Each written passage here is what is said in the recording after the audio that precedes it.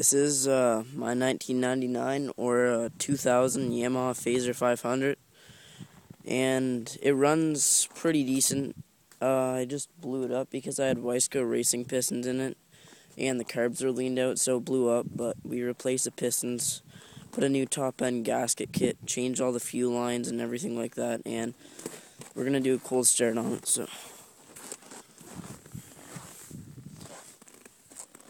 Really cold too, it's minus 17 or 16, so let's start it up.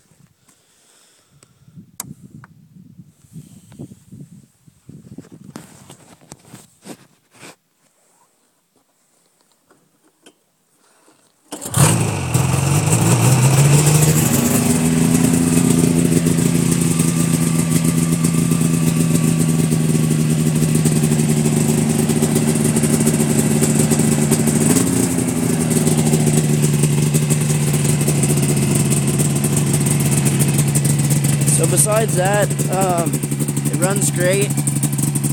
After we put the new pistons in it, change the oil, it runs good. So really, there should be no more problems with it. It's a great sled. Bought it for $800. It was blown up, but it runs great. So.